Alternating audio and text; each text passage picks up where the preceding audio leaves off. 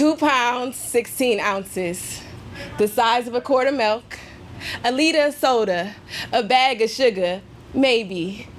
But the doctor drew near saying, "This is the size of your baby." Put me on magnesium or else I wouldn't make it. Had to be quiet to make sure he wasn't taken.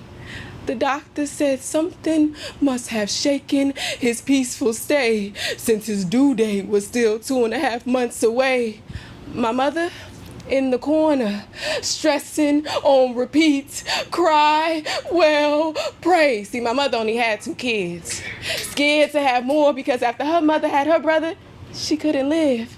My grandma had to choose between herself and her kids, so she chose my uncle, which is the greatest blessing. Now my mama wondering when hers is coming in. She says she barely remembers the funeral or the coffin. I often wonder how my grandma died during childbirth. This idea swirls through my mind as I sit front row as a white woman converse about trauma being passed down through mothers. She said a woman is born with all her eggs intact, which means that when my grandma went through, my mama went through, so you know where that leaves me at. She said, "Is there anything in your life that resembles that?" I raise my hand and say, abuse. Because as I wrote down my family tree, it was in every generation, just reproduce.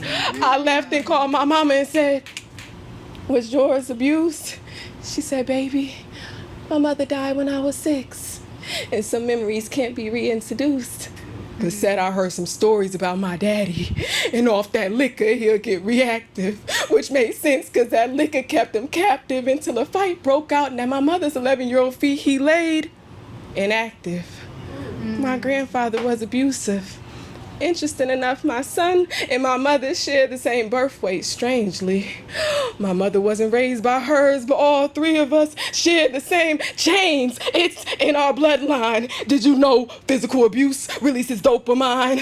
Trauma changes the waves in our brain because in my mother's home was hell, and in mine's Calubine. Dishes thrown, cuts deep, ropes hung, blood spread. I look back on my childhood blessed that neither of my parents are dead. Cause if they're arguing in the car, just know I dread going into that house knowing they both about to see red. My dad was from an abusive household too. More emotionally, but the way words and jabs was thrown was nothing short of WWE, and I used to be ashamed of it until it was me, laid out on my back, looking into the eyes of my lover with my son in my tummy. The doctor said it's a blessing that he's here, and we're so lucky.